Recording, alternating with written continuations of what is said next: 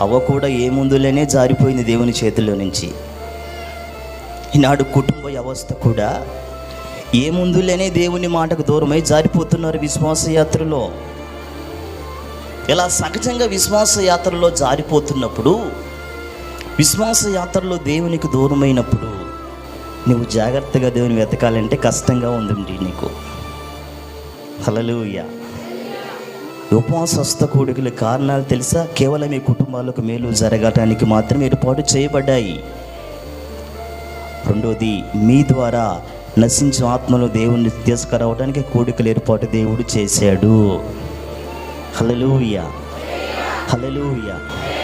ఇంకా లోతులోకి వెళదాం. జాగ్రత్తగా వాక్యం కొరకు మనసు పెట్టండి. ఏ ముందు లేని విషయం కొరకు నువ్వు అజాగ్రత్త చేస్తే దేవుని సన్నిధిలో నీ సంతానమును మేలు పొందుకోవాలంటే చాలా కష్టంగా ఉంటుంది.